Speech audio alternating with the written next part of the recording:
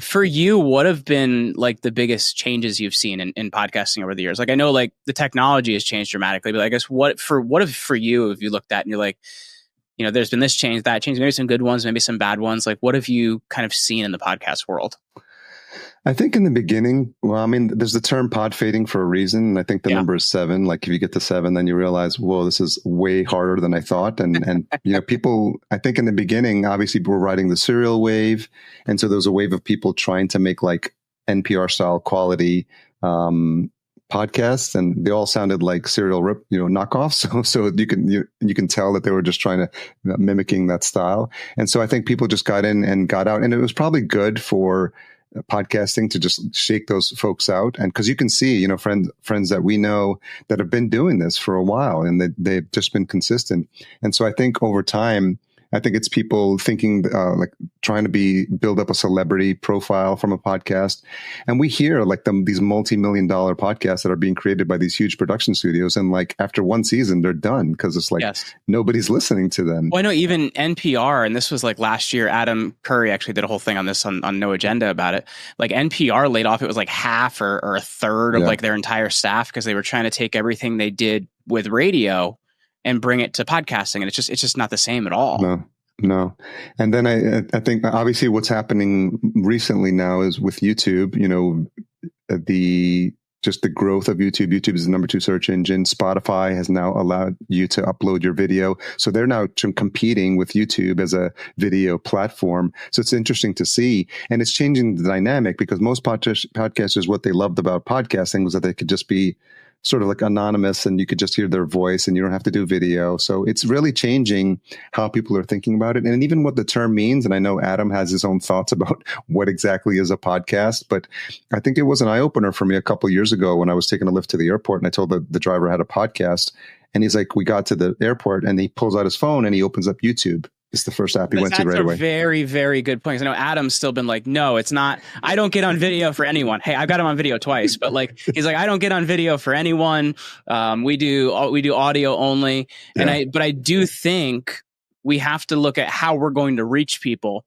Yeah. And like, I know I'm very much to purists as a lot of people are out there, but at the same time, that can cut off our ability to reach new people, right? Yeah, I mean, if you're talking about a platform that has that much reach, it's really, you can fight it. You can just go in kicking and screaming and be like, no, I'm not going to do it. I'm not going to post my content on there. But these platforms like Riverside, like Squadcast, like Zencastr, they're making it easier to, to have no excuses to have high quality audio and video now. And obviously if you're serious about building a brand or building your own visibility, there's so many different ways to do it. And even now, like I've taken a newsletter I've been doing for 3 years that I've just been publishing.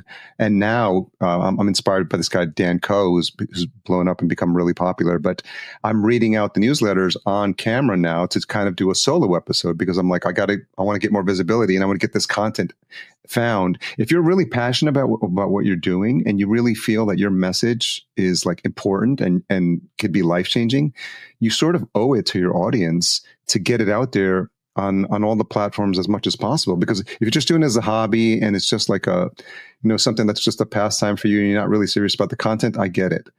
But, and I know this is, something that's near and dear to your heart. If you're delivering a message that you feel is important and more people need to hear it, then you got to be on the platforms that have the widest distribution. It just makes the most sense. Well, what's funny, and I don't know if this shows kind of the direction we're going.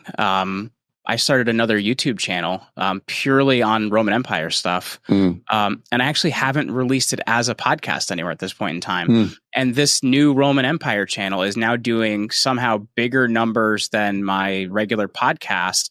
It's growing at this like gargantuan rate. Yeah. But I've kind of reimagined the whole thing. I don't even have an audio feed out there. So I think it is definitely interesting the direction things are going related to video.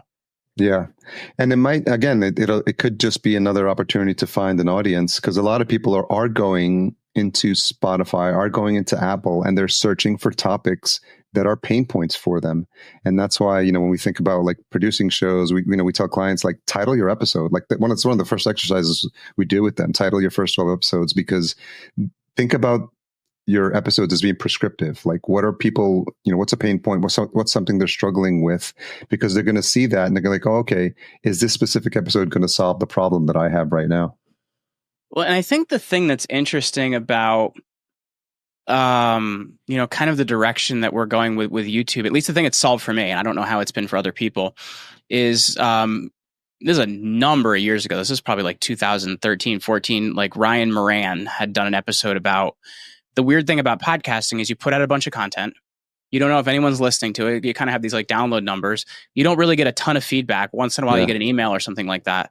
The thing that's been different about, being on YouTube and Rumble and some of these other places, and I don't know, maybe this is something that changes in the future, or maybe somebody's already solved this. I don't know.